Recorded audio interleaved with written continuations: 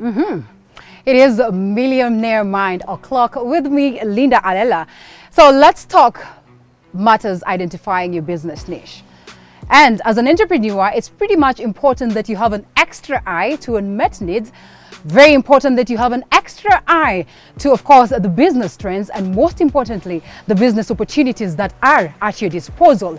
So today we are meeting CEO Yallo Leather, Kyallo, a very incredible lady who chose not to give up. Even after her very first year into business, she was only able to sell 4 bags. I'd literally give up, but she did not choose to give up. And today she tell you why it is very important to identify your business niche and how it really worked for her.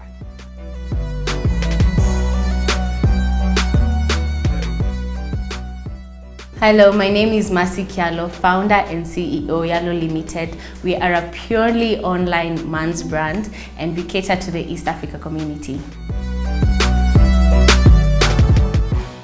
I grew up in Rongai, Kenya. I went to certain schools around there. I went to high school in Moifose's Academy and did my uni in Daystar University.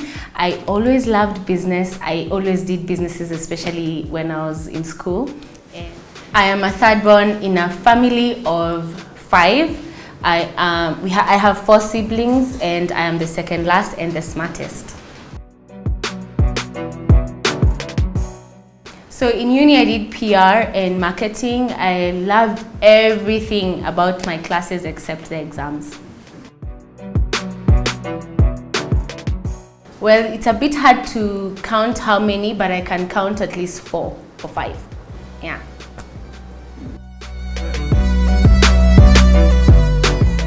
I used to make shoes in Karioko. I think everybody can remember the Ankara shoes, you know, the cool ones. I used to make those and then my clients didn't like them so much because of the durability, and so they told me to use leather instead, and I didn't know what leather was at the time. So I just, started to learn about leather, and that's how I started to, use leather and how I decided to do bags instead of shoes.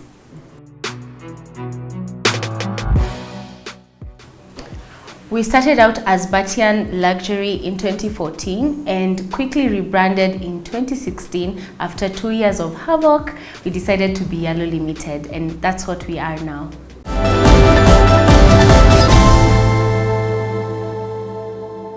Well, in on business niche, this is where you get to learn why it is pretty much important to get the right niche.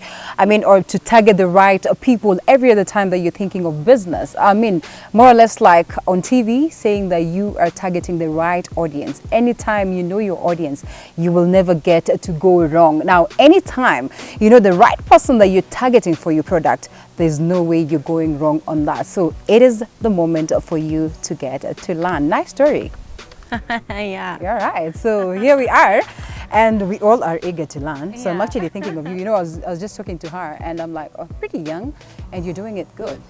I was Thank you. listening to your story, and I'm like, 2 years, and I'm doing 4 bags. I'd have given up like yesterday. I would disappear and say, this is not my thing, and off it goes. Yeah. But you still soldiered on. Yes. Yeah, so, I sold 4 bags in a year, and I remember feeling so depressed and almost giving up, I remember. But I went back into the research, and I started to look at what are the buying trends in Kenya, and how is the leather industry in itself. And I found a lot of research done even by the UN and just by other countries that are the industry there is bigger, and I got a lot of information.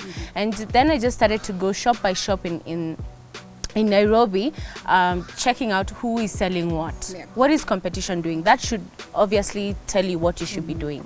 So I looked at what competition was doing, and then I realized where my niche was coming from. I'm actually listening to you and I'm laughing. I'm just trying to imagine those moments when you go into the shop and you sort of pretend that you want to buy this bag, but in real sense you're researching just so you would know what is missing on the market.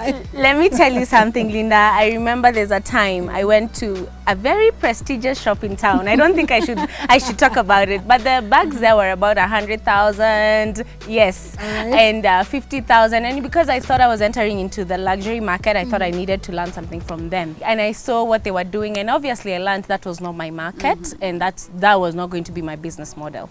So just that kind of research taught me a lot. All right, that's great. You just said you were working somewhere, and you know, just getting that bold step. Yeah. Many a times we'll have this casual talk. Yeah. You know, in Nairobi or in Kenya, you just have to survive. Like, there's no way you can depend on your salary alone. You can always find something else to do. So venturing into it and now getting that bold step to say that you being in the office or being hired or being, you know, in someone's office is just not working for me. So let me take that bold step. After selling about only 4 bags, and you still get that boldness to say, I quit and I want to research on this and focus on this and make sure that this works. So one, I'll say for sure it was not at a go. You know, when I saw the bags weren't performing well, because at that time I had, you know, I had given another retailer who has a shop, and the bags weren't doing so well. And I was also a bit depressed because I felt like I was working somewhere that I wasn't giving 100% of myself.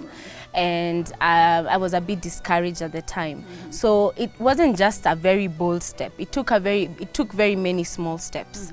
And I can say for sure, I remember you know, I used to have the bags in my boot, right? All this time, you know, 4 bags, you know, they called me back and told me to take all my other bags. They were about 30. And so I took them back and I had them in my boot every day I go to work. And I remember my friend from work now, I love this, I can sell this to my uncle. Then I was like, wow, I've tried this 100%. It's been a year, I've not sold anything. And she went and sold it. And then she sold it to some other colleague of mine in the office. And then I started to realize, what you mean, you know, I just might have gotten the product in the market wrong because I sold a specific product to the right market.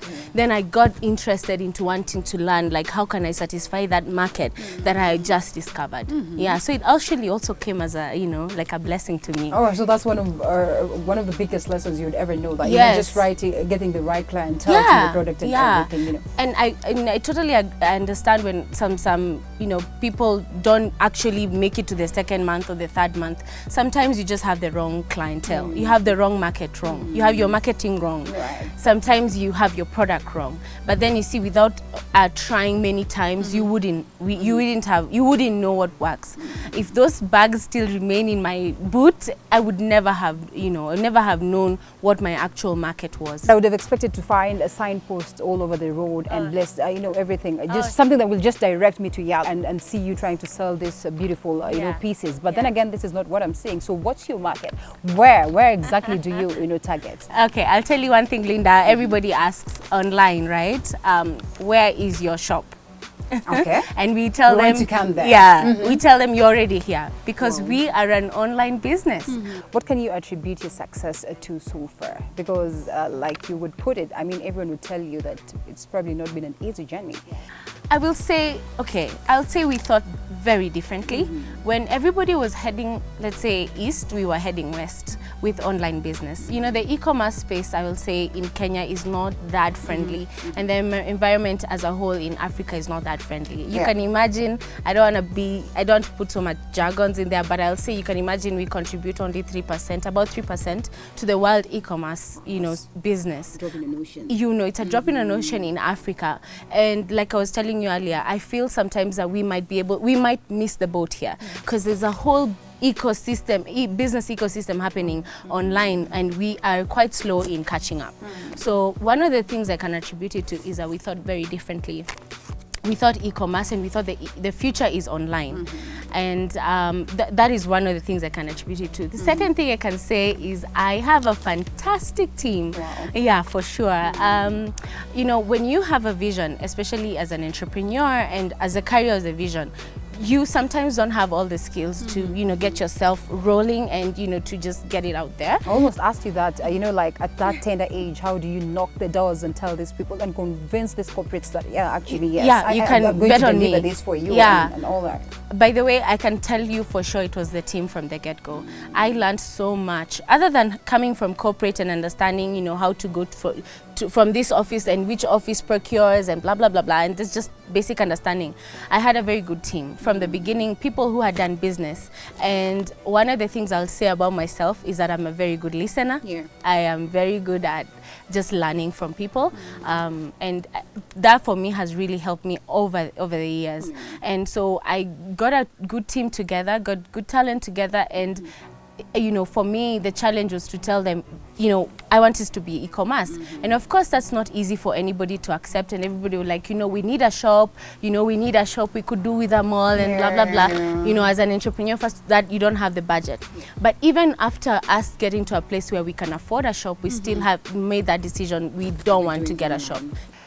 Do you sort of feel like we have respect for our very own brands as a country? Any pride in this? Yeah, I mean, obviously yes, of course, people do appreciate those older brands and those more established brands. But at the end of the day, I look back and I see back and I say, if we want as a country, as a nation, as a continent to go somewhere, we need to support our own brands. But either way, our businesses need to give us quality, you know, products. And the one things I usually say to anybody who just even comes to our website or comes to goes on to our social media to buy, don't support us. Buy it because you like it. Buy it because it's functional. So one of the things that is very key here is that we make functional goods that are quality. And if a client doesn't like it, you know, we take it back. I ever had such an experience where someone will throw shade on your product? Of course. Oh, really? How did you handle that? I mean, the truth of the matter is you will get something to your doorstep, right? But you might not like it. That's Online is something else. And numerous times I've bought dresses and, you know, it's a whole different affair. And, you know, that's the reason online businesses are not happening in Africa, because, you know, the trust levels, that's our number one problem, is trust. And we've done our research and that's the problem. So we have a very good and flexible return and exchange policy. It's important, you know, if you don't like the product, give it back to us. We'll give you what you want or what you know, based on your complaints as well. Yeah. Okay. So as we get to wind up, that's the 3 key things you would tell someone. Or better yet, the 3 key things that you tell your team every morning. Yeah. Yes, it's 8 and we're running with it. And I am looking forward to see you also open up your very own brands. Yeah. I tell my team almost every morning when I come in, you need to think differently. You know, you need to really, really think differently. You need to challenge the status quo. So everybody says that, you know, the pocket should be here. You know, just everybody says that. What do you think? What is your mind telling you? You know, everybody says that you can't start a business and market only on Instagram because, you know, we are an Instagram baby. And everybody says that, but what do you think? You know, so one of the things I always tell my team is you need to think differently. Secondly, one of the things I'll tell anybody, really, don't be afraid to get dirty doing the hard work. You know, you probably have experienced this, and probably most of us have, right? Where you want something so much, but it is so hard to get it in terms of, you know, from where you are and from, you know, where your goal is. And I'll tell anybody, don't be afraid to go out there and ask questions. Linda, for sure, I'll tell you, I went to each and every tannery in this country, like knocking and saying, hi, so do you sell leather? Yes. What is leather? Just learning. That was my learning process, and knocking on people's doors and saying, give me a chance. So don't be afraid to get in and doing the hard work. There's no other way.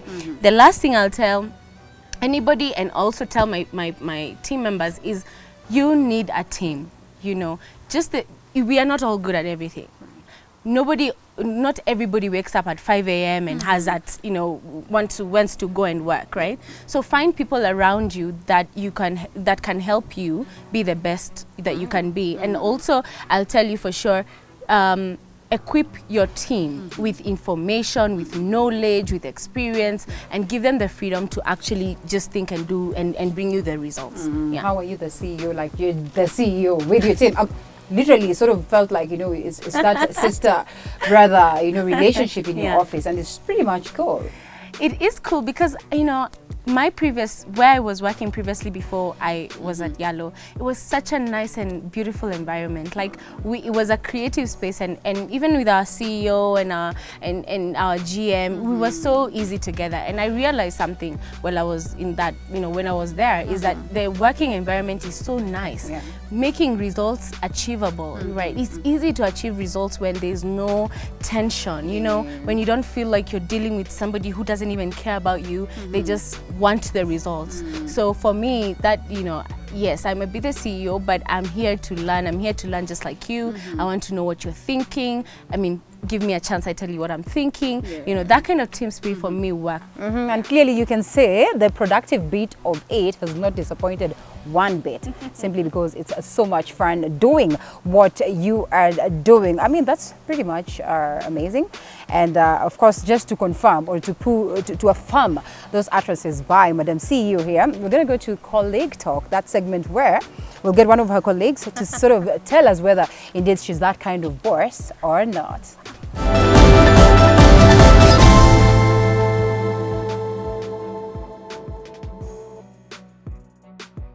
My name is Maureen Gatobu. I work with Yallo Leather as the customer service head. I started working with Yallo in April 2018, and it has just been an awesome experience. Oh, there are actually two. My favorite one was just our first team building. We went to the waterfront in Karen. We just had crazy fun. It's the first time I watched my bosses just being free and falling and laughing, and it was just a good bonding time. Oh, who doesn't? She gets mad. She gets pretty mad, but it's just because sometimes human is to error, they say. So if you do something wrong, of course she will get mad, but she has a good way of handling it. Communication. She would send a message or she would call you. Normally before she passes, she's always like, good morning, good morning. So when she passes and she doesn't say hi, you know something is wrong. Normally that's how we dictate if she's okay or not. She's bubbly, she's unpredictable, she's generous, and she is so concerned about nature, environment. Should have been a human rights activist. Trees and environment rights activist. Is there something like that? Should have been that. She's so passionate about nature. I've not met so many like her.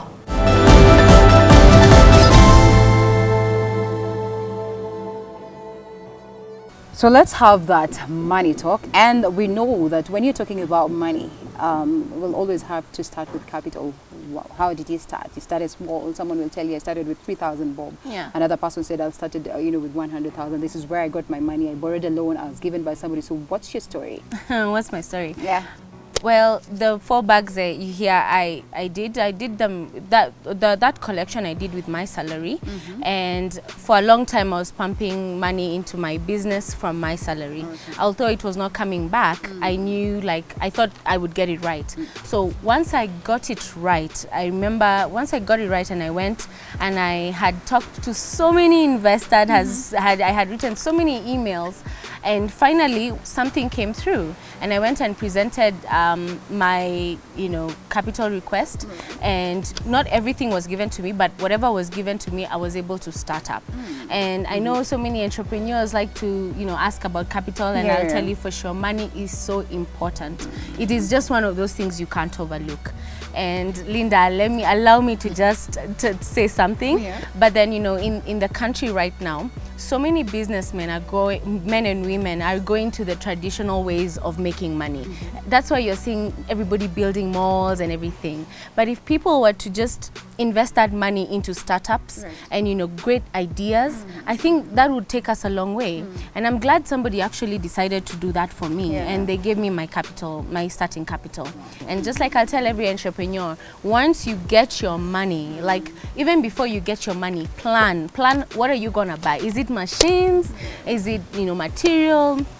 Are you going to invest in research? What are you going to invest in? So once you get your money, or once you've gotten your capital, that's where you're channeling the money. Yeah, that's great. Now getting this money into the e-commerce landscape in the space, and I'm just trying to imagine how easy it can be, or how hard it can be. I personally would not even know where to start from. So how was it like for you? I tell you for sure, it felt like I was walking in the jungle. I didn't know anything, and none of my team members knew what it was like to, you know, work in an e-commerce business, or rather to just operate your business in the e-commerce space. None of us knew it, but we just, you know, wing it. We just decided to do it the way we knew it. And then my little knowledge on just how to, you know, how to work a website is what I used. But, you know, once we invested money in our website, we had to make a pretty good, decent website to start the business off. All right, challenges of it, the e-commerce space, not so easy, you know, because when you're talking about this, I am imagining what following do I have on social media, really? And in as much as the future is digital, in as much as, you know, the future is online, I mean, where do I just start? And Linda, you're not wrong. The future is digital, and, you know, most online or most brick and mortar stores are going digital, and it's because of a reason. I mean, it's easier to operate that way, and everybody is online. So I'll tell you for sure, the challenges I've had, or we've had as a business, has been trust.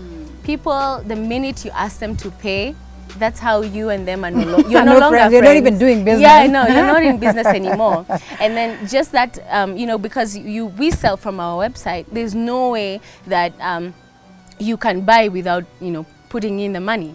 You know, it's you order, you pay, we deliver. So that was so hard to get to people, but slowly and slowly things are changing. People are more trusting of us. So I'll tell you, in the e-commerce landscape, trust is one of our biggest issues. People don't trust online sellers. Nobody trusts the whatever or the system, but we've tried to, you know, get ourselves somewhere. And then another challenge I'll tell you is something that I feel like will be solved, you know, slowly, is our physical addressing system. Let me tell you, you tell me to deliver somewhere in Syokimau, we will come, but it has always been a challenge. You know, we offer that because online business means, you know, we deliver. So we can deliver anywhere, and we deliver everywhere, including international deliveries. But in Africa specifically, and even when we're delivering to Dar es Salaam or Uganda or even any other country, let me tell you, the addressing system is not good. You find that you can't find somebody's house, you can't find their office, there's no road, the road was almost closed like a week ago. So our delivery department has really suffered. Those are the challenges, but we are working towards them. That's super. Now you just brought about a very pertinent point on manufacturing. It's one of the key things that we're driving at today. And, you know, sadly enough, we're more or less looking at that angle where our very own will be employed at the manufacturing sector, but we're not looking to manufacture ourselves. And that is quite heartbreaking. That is just it's sort of trying to put a stamp to this mentality that we've all had, that maybe we're not good enough to go out there and, you know, manufacture. And most of the times we'll sell our resources out there, then we manufacture them, they're brought back to the country for us to consume. So taking this angle of manufacturing, I mean, how do you sort of advise your people on how you sort of just get your budget right, and getting your products right, and, you know, using the right products, you know, venturing into the market and ensuring that yes, you can do comparison and still get the same quality that you want, you know, for an affordable rate. I'll tell you for sure. And just, you know, you talked about something I'm very passionate about. Everybody getting into business, you know, there's a problem with the growth of manufacturing in our country, because the young people are a bit, or rather the younger generation, or rather us, we are a bit skeptical about making. So it's easier for us to copy what has already been made, or just, you know, go in with a similar looking business idea. And I mean, it's hard to manufacture, because coming up with something that you think will be accepted in the market is hard. But I'll tell anybody, if you have the ideas in you, if you're thinking about it, go for it. That's just a side note, right? And don't try and copy anybody just because they're doing it, because I also feel like that's something that's ailing you know, our current environment right now. Everyone's trying to, you know, have the next, you know, remember what happened with the eggs, the quails? The quails, everyone, man. It's such a I sad can literally visualize that friend friend of mine who's just set up, you know. That was terrible. And it's true because terrible. and it's true, it's because of the lack of sort of creativity and the feeling of venturing into. So, you know, big four agenda manufacturing. Think about our problems as Kenyans. Think about what solutions you can give. Yeah. You know, our business, and I'm not just gloating, is purely a solution. We realized there was a problem, and the reason I sold only 4 bags is because I wasn't giving anything different for the market, and that was my lesson. Until I sat down and started to realize what were the problems, and that's how manufacturing is grown. If we want to manufacture, we have to start looking at our own problems and coming up with solutions, and that means manufacturing. Yeah. When you do it right, money will certainly follow you. That's all I can say. Money will follow you. We hope it keeps Up following to the us. next segment. Amen. Thank you.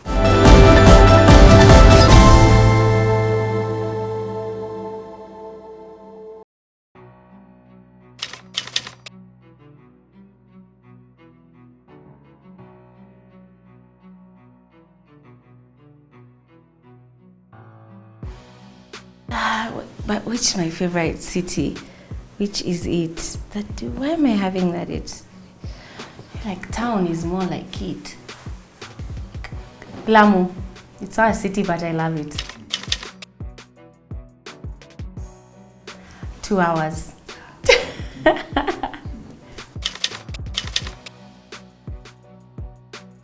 Ooh, 11. My friend.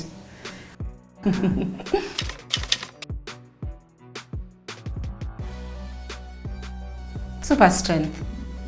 No, actually invisibility. Yes.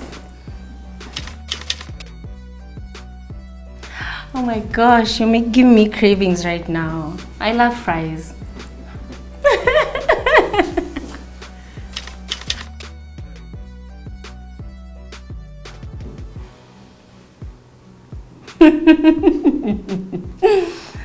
Some good loving.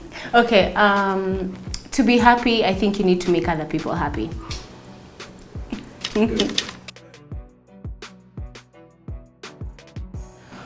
Wow, I'll say, I think because, you know, with my experience, 26.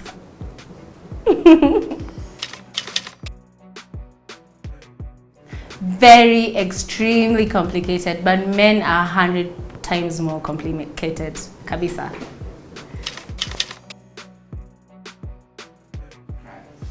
A lot.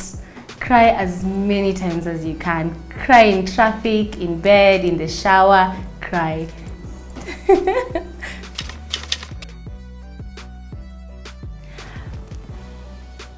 Hardly do I drink coffee a lot. I used to, but it was too expensive for me. The kind of coffee I like is too expensive for me every day. No. Yes.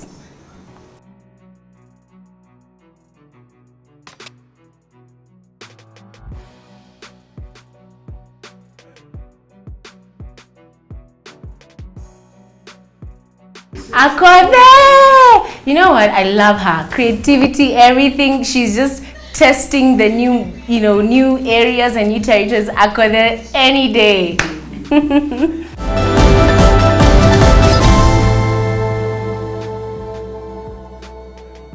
And from Quickfire, you get to see the reactions, amazing right there. And the last bit that just, I mean, I love this one. Tima Kote, we're all Tima Kote. Like, you know what? Girl power, girl talk and everything. And it's not because it's just about, like she's a girl. No. It's because, yeah. She's amazing and she's doing things differently and she's challenging the status quo. All right, and now, of course, we get to that moment of the day. I mean, she was just telling us that sometimes, every day is a team building day right here. And we also know after a long day, want to team build. Yeah, so it's that time of the hour where we get to lose our jackets. Yeah. And we cross over to learning. I'm actually learning this. I have not done this before. There you go. So what is it? Point is, okay, so the guys normally are always here, especially after 5.